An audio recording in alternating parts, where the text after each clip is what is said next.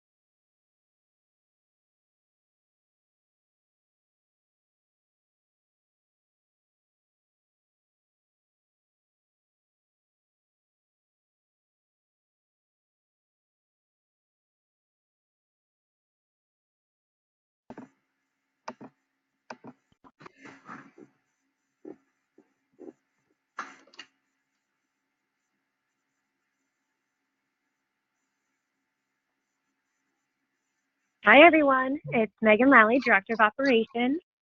I am here with Senior Operations Manager Bethany Jesse and Regional Operations Manager Melissa McComb. Both of these ladies have worked in Hand and Stone Spas as managers themselves. So they bring to the team a unique perspective that makes them qualified to speak as experts on these topics. We're all very excited to be hosting our second Managers webinar. My team and I travel to Hand and Stone Spas all throughout the country, and we collect best practices from our very own spa managers in the field. This webinar is designed to pass those best practices along to you. So now I'm going to turn it over to Miss Bethany and Miss Melissa. Hi everyone, happy Tuesday. Good morning. All right, so this is Monthly Managers Podcast number 2. So what we're going to be talking about today is how to maximize your schedule. And I know most of you are expecting a podcast all around how to maximize your service provider schedule. And we're absolutely going to talk about that because it is a very big piece of making the spa successful. But there's another piece too that we want to talk about first, and that's managing your own schedule. So when Melissa and I are in a field visit, some of the most common reasons we hear from managers for why things didn't get done is that they didn't have time. And we've all felt that way at one time or another. So what we wanted to do was show you how to ensure that you are in control of your schedule and not that it's in control of you. So, work smarter, not harder. We have two important sides to our schedule in the spa. The first is your specific task, the day-to-day in the spa, those surprises that pop up from time to time. Those are more of the gray areas. The second is going to be the actual appointment book that we schedule our service providers on, and how to reach optimum booking efficiency. Managing both of these effectively are crucial to running a smooth and successful spa. You can't have one without the other. A good manager is proactive and allows times to react to employee issues. We can't always plan for when those will happen, so we have to plan our static tasks that we can control. This comes down to the ability to properly plan. Finding out how much time do you need to plan for plan tasks versus surprises. Exactly. So you need to expect the unexpected, essentially. So we're going to talk about this 60-40 split, which you can see on our objectives. And what that breaks down to is 60% of your time and 60% of your schedule is going to be, it's going to be planned tasks like report pulling, interviews, meetings, planning around the top and bottom of the hour in the spa so that you can handle things like phone calls. So the rest of the team, the SAs, can do what it is they're supposed to do, like convert and sell gift cards. And then you have that 40%, which is the surprises, the small fires that pop up, all those curveballs that we get in the spa. So our very first part is going to be all about that, maximizing your own schedule. So I know every one of you, or at least almost every one of you listening, has at one point or another felt like they've just had too much going on. Things fall through the cracks. You feel like you're spinning wheels. You're just trying to keep your head above water. So that happens, and it's okay. But what's not okay is allowing it to turn your spa upside down. So I know you're thinking you can only plan ahead for so much. What about the curveballs? And this is where the beauty of real planning comes into play. So this is the super glue of your spa. You need to be able to plan for those distractions. So I know when I first started managing, and Melissa, you've probably felt this way too when you were in the spa, I felt like I always had a plan, but I never had time to actually execute it. So it starts with your tools. You need to make a list, and not just a monthly one. I mean, I'm talking day to day also. What are those static tasks that you do every single day and in a week, and write it out on your calendar? Include your catch-up time too, because this is going to be how you manage your surprises. I think that catch-up time is so important. We all have tasks that fall into that catch-up time, and you have to plan for that. Yes. So there's going to be a healthy balance to not overschedule yourself, right? You don't want to schedule every action you're going to make. It's okay to have some of these tasks move into the next day. That's what some of your catch-up time is going to be. So allow yourself that working list. Once you complete something, cross it off, and you'll see what's needed to move into another day. Sometimes it's okay to put something on your list you've already done just so you can have the action of crossing it off. I've been guilty of that, right? It's a working list. You have to give yourself credit for what you've done. Right. And it's okay for these things to roll over into the next day too, because again, you're going to have that split. And as long as it's written down, that means that it is going to roll over and it's not going to fall between the cracks and get lost. So again, it's okay. So I think it's important to realize just because you're in charge of a task, maybe your owner or your ops manager has given you a task that needs to be completed, that doesn't necessarily mean your own two hands have to complete the task. An effective manager will delegate certain tasks and oversee that it's completed correctly. Right. So just to highlight that, I'm going to say it again, Melissa, an effective manager will delegate certain tasks to oversee that it's completed correctly. So exactly to what Melissa just said, for those type A's out there, like me, this means that you can still maintain control without completing a task yourself. And keep in mind, this doesn't have to be formal. You don't need to only delegate to your employees with a title such as a lead spa associate or assistant manager. Your entry-level employees can take on tasks for you, maybe like inventory or filing or anything that you see a good fit. Delegating also allows you to determine your team's strengths and see who ends up shining. I think it's a great way to find potential leaders. You can also utilize the learning profiles to determine who is best for certain tasks. Yes, and there's actually a manager that does this very well. Fam from Beaverton, Arizona, is known for delegating very well and kind of staying on top of what she has to do in a day, so not feeling like she gets overwhelmed. And she tells us that delegating is a great opportunity for employees to grow. So tasks can be given to a lead, assistant manager, or an SA just to teach them how to prioritize, multitask, and meet deadlines. So again, it doesn't have to be formal. The way that she determines who she wants to delegate to is by observation. So she'll start with small tasks, and if they're able to complete them quickly with minimal supervision and without becoming overwhelmed, then she knows they're ready to take on more tasks. So she says her staff also likes having these small projects because it makes them feel like they're helping out with the bigger picture. So she's really growing her team of leaders to kind of support what it is that she needs to do on the day-to-day in the spa. I think it makes them feel special too. They don't want to just come and do the same every day, right? They want to be challenged as well. Yes. So it's important to remember that you don't need to drop everything that you're doing every time someone needs you. So organizing and prioritizing. That's not to say ignore things that pop up.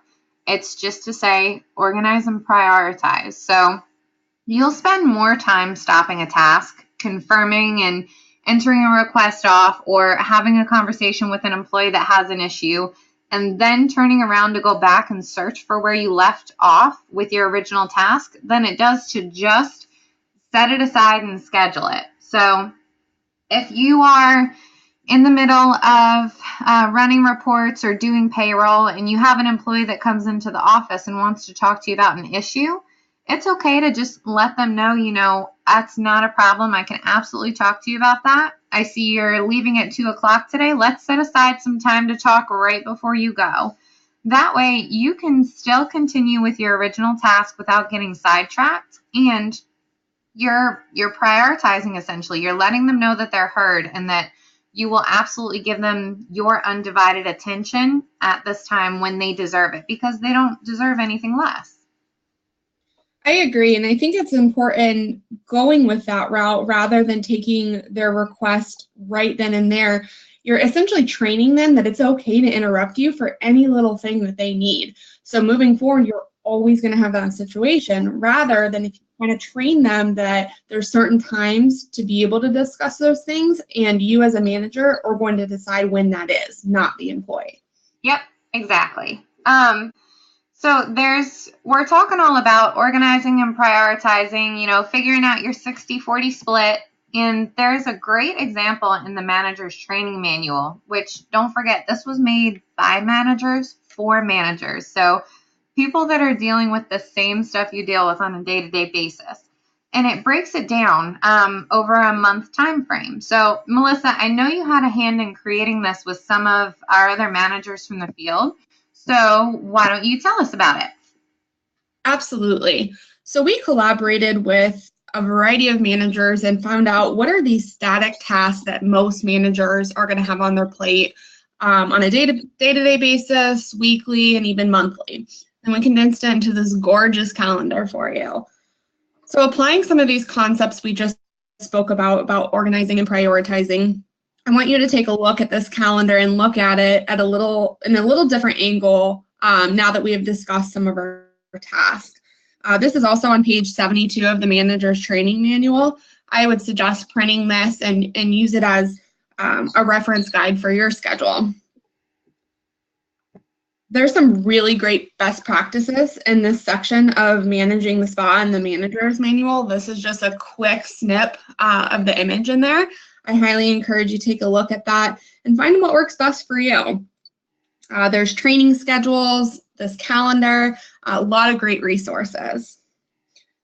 So by organizing and sticking to these static tasks, what we're doing is we're preparing for those surprises so that you don't have a laundry list of static tasks to still complete when these fires kind of pop up. These fires, include client situations, crazy employee situations. We're all thinking about them. They're there. And then any other surprise that gets thrown at you, there's a ton of them. I lived it. I breathed it. Bethany did as well, too. So the best practice here is to knock out those static tasks, recruit your employees to help you with those so that when it comes down for those pop-ups and those surprises, you're ready. You're not overwhelmed. Right. And to that point, notice that this is not overscheduled. So it allows for that 60-40 split that we all know is the reality of managing. So you can see inventory orders on there. That's not going to take you a whole week. We're giving you enough time for those pop-ups. Right. So we have a guest speaker that we're going to introduce who does this very, very well in the field. We've got Tammy, who has managed for several years at the Cherry Hill location, and she was willing to share her story as it's only recently she's really felt like she's tackled the balance between doing things herself and managing a team of leaders. So, Miss Tammy, welcome. Tammy. Let's make sure we have Tammy unmuted. Let's see here.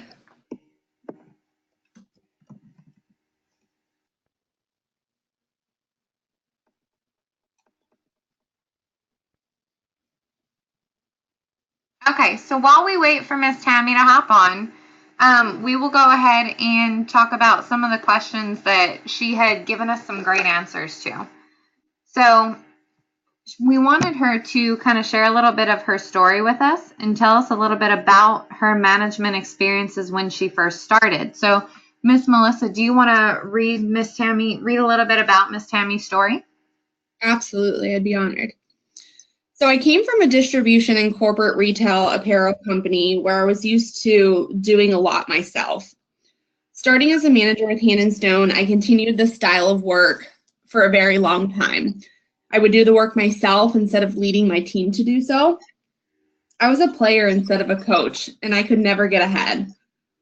Without even realizing it, I was building a team of people that were so dependent on me because I wasn't teaching them how to be critical thinkers and troubleshoot on their own.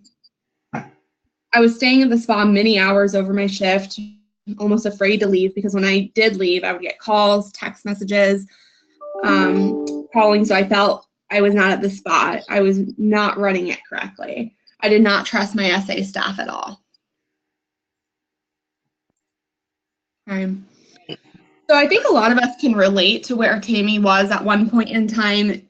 We know that we can do each of these tasks very well on our own, so we choose to maybe just go ahead and do it ourselves rather than delegating it to someone who's absolutely capable. I agree. I absolutely agree. So then there was a moment for her when she realized that there needed to be a change. And this transition was taking it from being a player to more of a coach. This opened up her thoughts during her first quarterly evaluation of the year in Q1 of 2018 with her ops manager. She was in tears.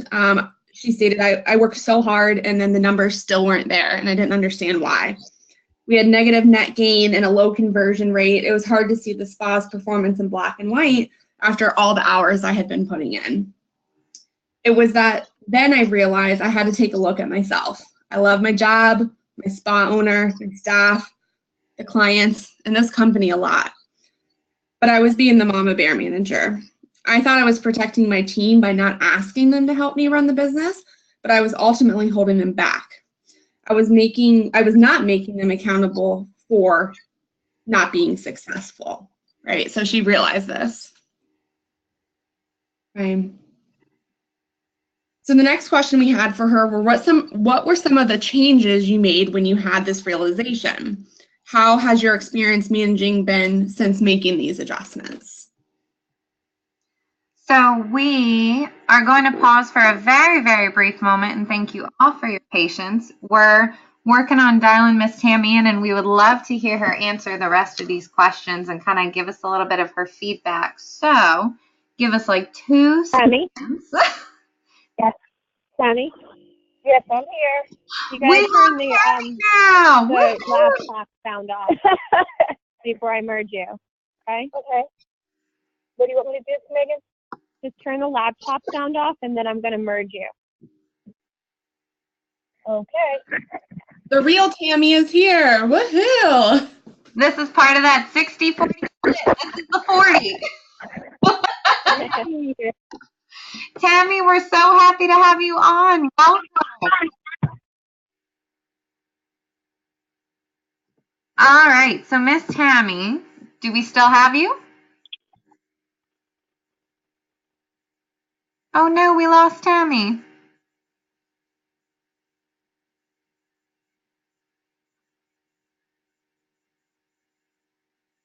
Here we go. There we go. All right. There we go. How are you doing today? I'm great. Oh, good. How is everyone? We're good, thank you. Great. All right, Tammy. So I hope we were telling a little bit about your story that you shared with us, and we were getting right into the good stuff. So some of the changes that you had made. So when you had the realization that you needed to kind of transition from being a player to a coach, tell us a little bit about the changes you made when you had that realization and how your experience managing has been since then. Okay, so I did have a meeting with my owner, Denise. She also set me up for a webinar by Fred Pryor, and it was called How Managers Become Great Leaders. I also had a one-on-one with Denise. She told me that she was going and how she needed me to change. She was going to step in, and when I was slipping, she was going to let me know that I was there, slipping back into the old Tammy. She was going to call me out on it, and we agreed that this is what I needed and wanted. I did see other managers in action at the webinar that I went to in the Princeton area, and I had to step back and look at myself and make self-evaluations. And at times, Denise did have to step in. She called me out on it, and it actually helped. But that was only half of it. I had to work on stepping back. I also worked on my style of leadership. I shifted my coaching from instructive to critical thinking so that it would be capable of thinking on, having my staff thinking on their own. This meant instead of me firing off the answer, I would help them arrive upon the answers themselves. For example, I said, okay, Heather is a member. What 2 things do we need to offer her? The old me would have just jumped in and said gift cards and pre-booking, or just do it myself. So the last 13 weeks, it has been different. We are doing what is called a roundup. Quarter of the hour, we stop all side work. We go over a pitch for that specific process. We also are learning about them as they arrive. We cater the pitch to their personalized way. My team knows that how to shape the concept and scripting provided by corporate to meet the needs of the client in front of them. It also helps them to draw connections through the roundup. Awesome. Okay, great. I love that you're talking about doing those roundups and how you're kind of helping them to figure out the answer themselves. So you're kind of teaching them by helping them do it rather than doing it for them. So at least type A personality, I completely understand that struggle. I always want to jump in and do it myself, and it's hard. So good for you. You go, Tammy. Hey. So, The Tammy, amazing part of that, I was just going to ask if you could share 2 things in your daily schedule that you used to do that you no longer do, and 2 that you didn't do in the past but work well for you now that you could maybe share with the rest of the listeners. perfect. So what I used to do on a daily basis when I came into the spa, I would always have everything ready. I would pull all the DB40 calls for the EFTs that went through. I would also print the inventory. Most times I would complete the inventory even before my essays came into the spa. So now they are completely doing all of those things on their own. It gives me the time to now focus on my clients, my scores, my management work. I pull the SMG reviews for the week. Good, bad, or ugly, I contact each client just to see what we can do in the future to make the experience even better. As Miguel said last month in the April's Management webinar, I'm trying to provide the experience for our members and our guests. I have also found that I am having less calls from my sales associates, which also gives me my own personal time. And also in the spa, I'm finding that the sales associate schedules, as they are becoming stronger, I see them helping other essays that aren't as strong, and it's actually easier to do my daily scheduling for the week or month. Awesome. And oh my gosh, I love that you're talking about how you're not getting as many phone calls before as you were before, and that you're in daylight when you leave the spa, because that is a huge thing. Yes, I'm actually able to enjoy our custom Jeep that my husband redid, because we're able to, as the sun is setting, I'm already home, so which is great. Oh my gosh, I love it. Perfect. Okay, so if you had one piece of advice for the managers out there that you could give them moving forward, now that you've made this change, what would that be? But they're looking for more things. They're looking for us to trust them. They want tasks. They want to make us happy. And it's up to us to make them feel valued as an employee as well. Awesome. Well, thank you for kind of rolling with it today, Miss Tammy, with our 40, that 60-40 split, that surprise that popped up. And we're very, very happy you were able to hop on and share your answers with us. And I'm sure a lot of this is going to speak very loudly to a lot of the managers out there trying to perfect this. So thank you so very much. Thank you for having me. You have a good afternoon.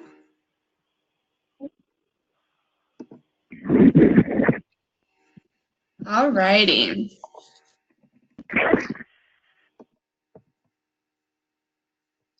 So we're now going to transition more into the black and white side of things with managing and maximizing the spa schedule. So this is going to be the appointment book. Guys, if we're being real here, we know service providers will try to dictate their own schedules.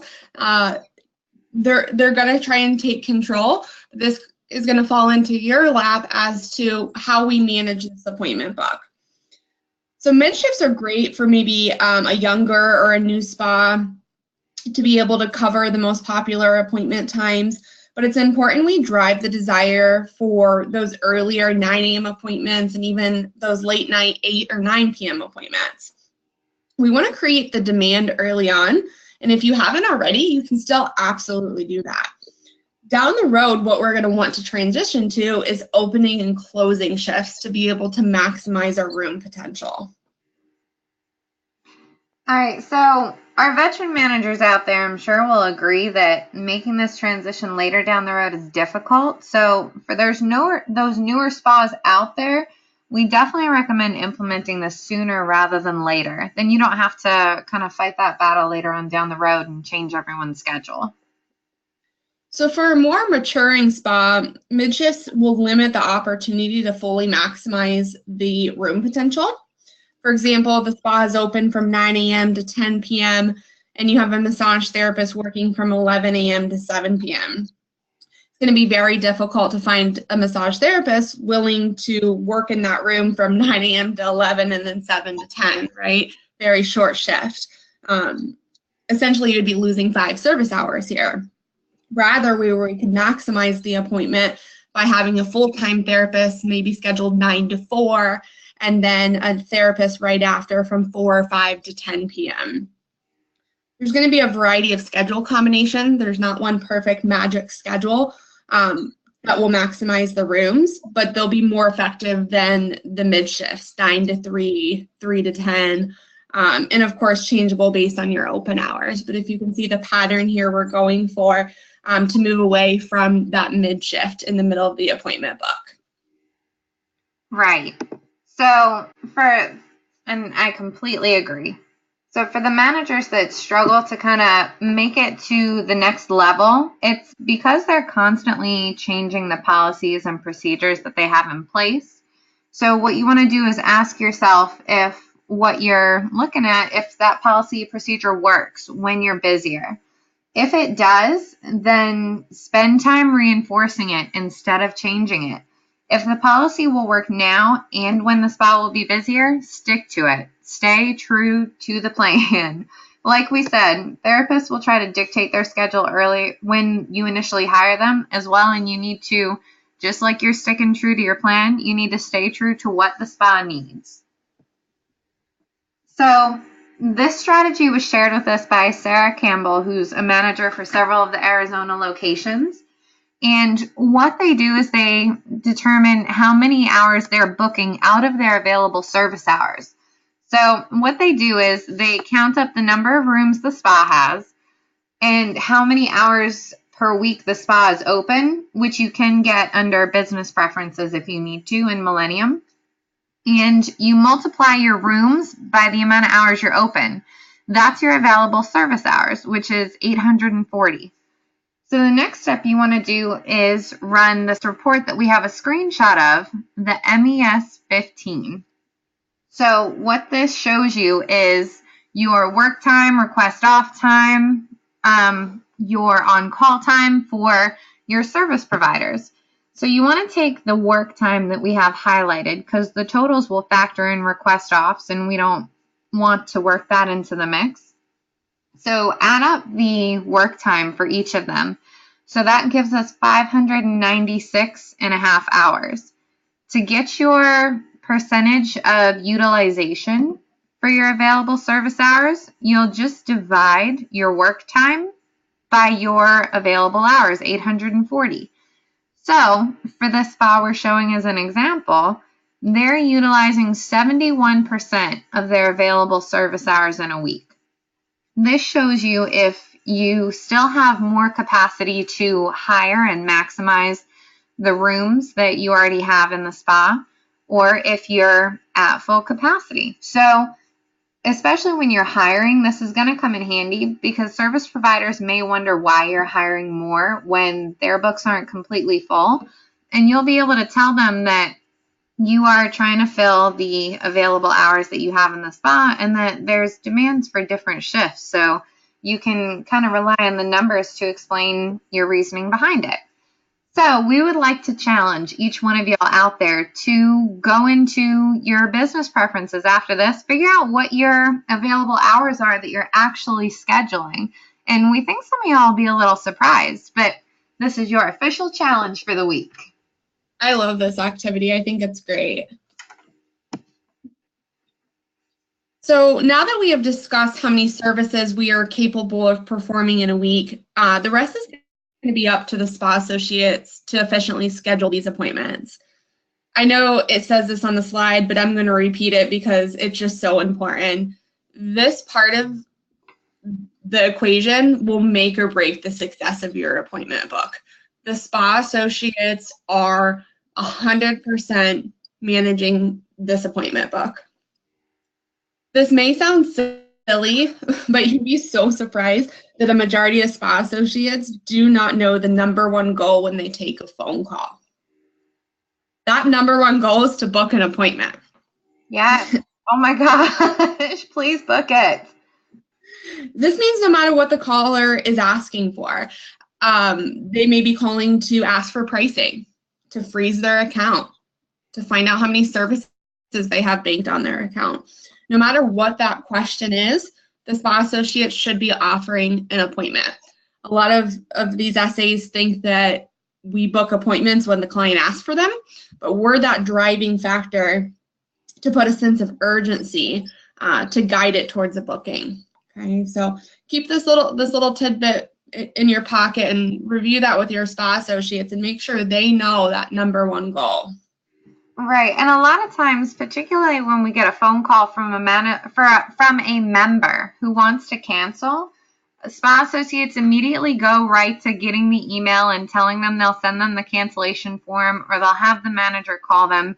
And I have to say I was very impressed, and I want to share this story because I was in a spa a couple of weeks ago, and there was a spa associate who was taking a phone call from a member who wanted to cancel because they had a ton of packages built up. And through just connecting with that client over the phone and talking to them about the program and the options they had, this spa associate took this phone call that was going to be a cancellation from that to a spa day booked that same week for several appointments, so using up several packages, and got the client to decide to wait on canceling their membership. So even cancellation phone calls can turn into an appointment.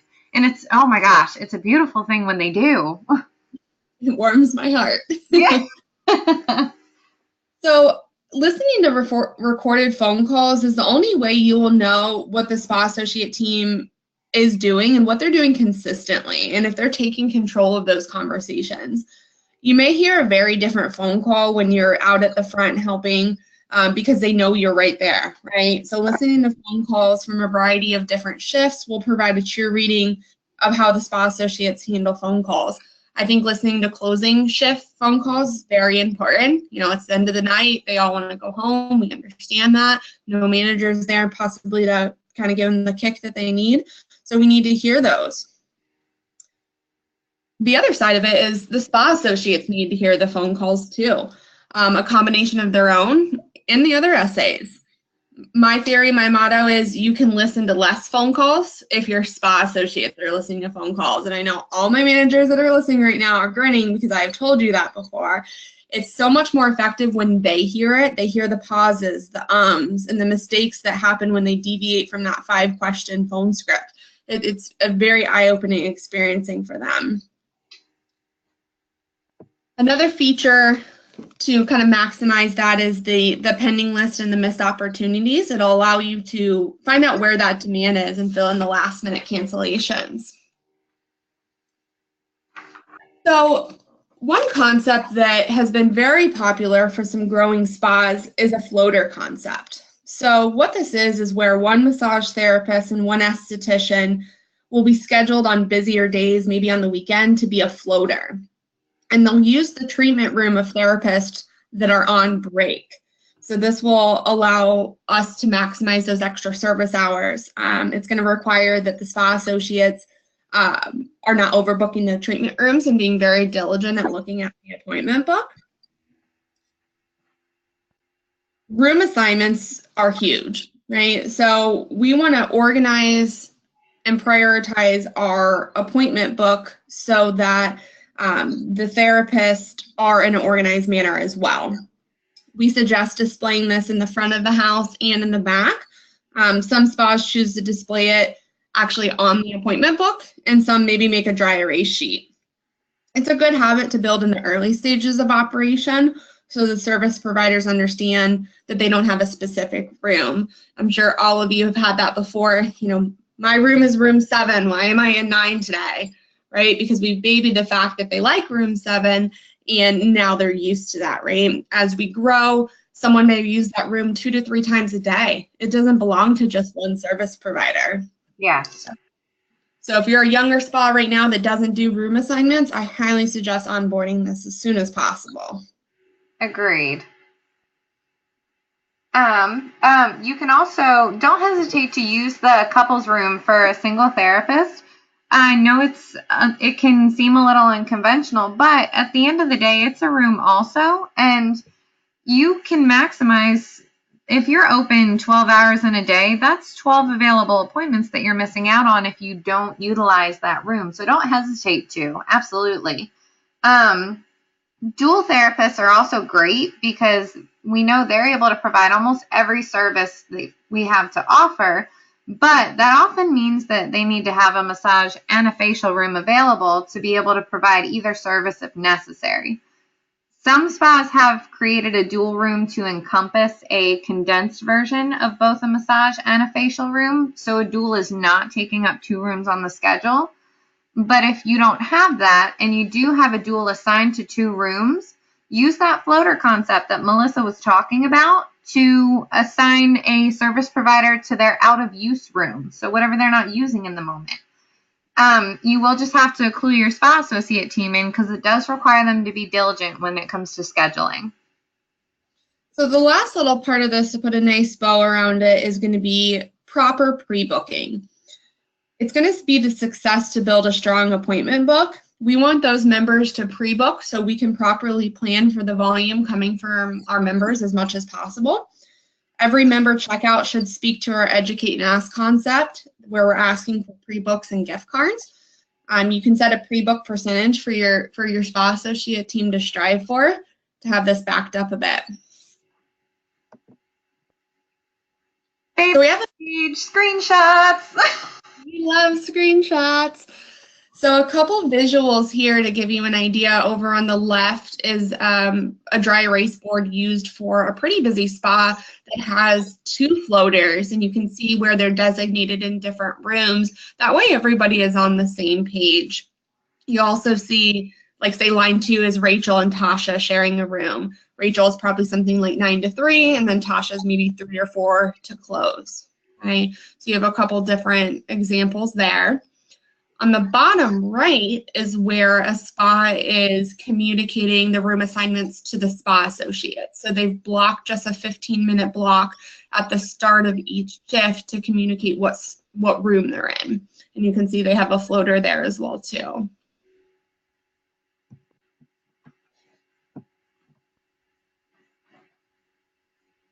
So a few options here.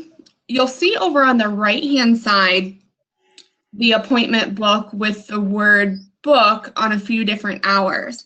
This is a feature in Millennium called optional masking. It allows short phrases to be written on employees' appointment book to communicate whatever you're trying to communicate. So here our goal is so that spa associates book on the hour for massage therapist and on the 75-minute point for estheticians. And so this helps maximize the appointment book by not having those weird gaps that may happen by throwing things on weird start times. It also displays breaks pre-assigned.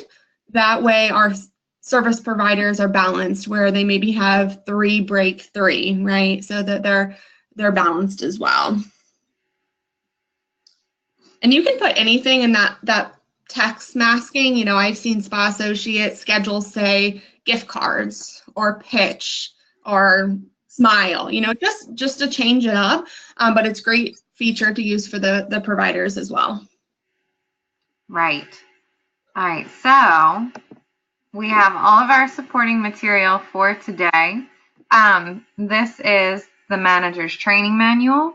We've got our current promotional calendar, which always has the current 3 months for upcoming promotions and that kind of thing. And those are always in the weekly ops updates and aesthetics updates. So definitely print it and keep it handy in the office so you're ready for it. And then, of course, we have our missed opportunities and lost lead program and our phone call tracking review sheet. So a quick glimpse at May's promotional calendar. We just want to remind you how important this month is. We have 2 holidays this month. It's a unique month. Of course, we have Mother's Day coming up this Sunday, and then Memorial Day towards the end of the month. It's a great time to communicate with your service providers to add additional hours around these holidays so that we really maximize these promotions. It's not too late. Maybe send out a Slack message or offer some extra employee points to have some shifts picked up. We want to organize and prioritize ahead of time so that these promotions don't seem to drag down the business rather than support it, right? So that's going to come into the organizing and planning ahead. All right. So we have, of course, mark your calendars for the next managers webinar / managers podcast. It's going to be on the second Tuesday of June. That's the 12th. And we'll keep it at 11:15 to keep it off the top of the hour for y'all. And it's going to be on delivering an effective team meeting. So how do you take a meeting from an agenda to actual action? And on that, we're all done for today. So thank you guys so much for joining us. Any of y'all that have questions that we did not answer throughout the course of the podcast, just go ahead and email those to either myself or Melissa. We'll get those all answered for you. Have a fabulous week. Thanks so much for joining. Bye.